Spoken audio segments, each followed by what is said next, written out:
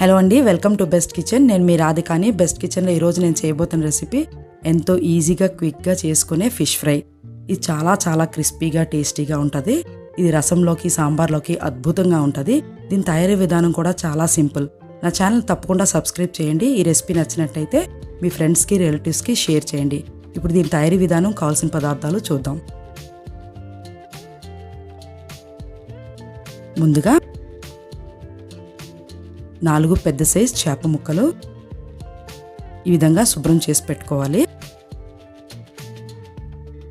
ఇప్పుడు ఒక mixing bowl తీసుకొని ఇందులో తగినంత ఉప్పు, కారం, పసుపు, అల్లం వెల్లుల్లి పేస్ట్, ఫిష్ మసాలా పొడి, కాస్తంత ధనియాల పొడి, 1 స్పూన్ కార్న్ఫ్లోర్, 1 లేక 2 స్పూన్ల వరకు తీసుకోవచ్చు కార్న్ఫ్లోర్. ఇందులో కాస్తంత నిమ్మరసాన్ని పిండుకోవాలి. ఇప్పుడు దీన్ని ఈ విధంగా బాగా కలుపుకోవాలి. కాస్తంత నీళ్లు వేసుకొని దీన్ని ఒక ముద్దలాగా పేస్ట్ లాగా తయారు చేసుకోవాలి. అంతేనండి, ఇప్పుడు మనకి మిశ్రమం రెడీ అయింది. ఇప్పుడు వీటిని మనం చేప ముక్కలకి పట్టించుకోవాలి. ఇప్పుడు మిశ్రమాన్ని ఈ విధంగా ఈవెన్గా మనం అన్ని చేప ముక్కలకి పట్టించుకోవాలి. చూడండి, లోపలికి బయటికి ఈ విధంగా మనం చక్కగా అన్ని ముక్కలకి ఈ విధంగా పట్టించుకున్నాక దీన్ని ఒక అరగంట సేపు మనం మ్యారినేట్ చేసుకోవాలి.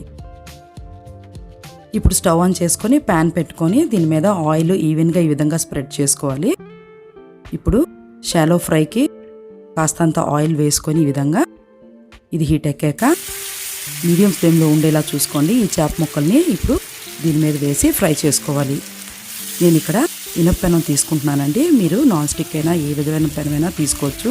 కాకపోతే చేప ముక్కలు అంటుకోకుండా ఉండేలాగా చూసుకోండి.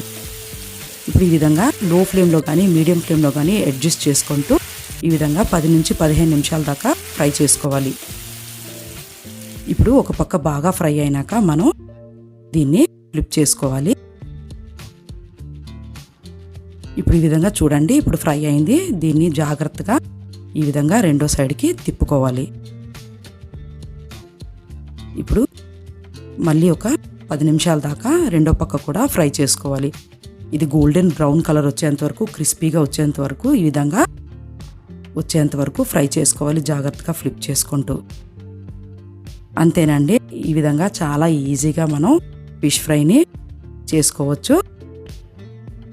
చూడండి, ఇది చాలా క్రిస్పీగా గోల్డెన్ బ్రౌన్ కలర్లో ఉంది. ఇప్పుడు ఫైనల్గా దీన్ని కాస్తంత కొత్తిమీర వేసుకొని గార్నిష్ చేసుకుంటే సరిపోతుందండి. నేను చెప్పినట్టు ఇది చాలా చాలా టేస్టీగా ఉంటుంది రైస్లోకి, సాంబార్లోకి. తప్పకుండా ఈ సులభమైన మెథడ్ని మీరు ట్రై చేసి చూడండి. Thank you for watching.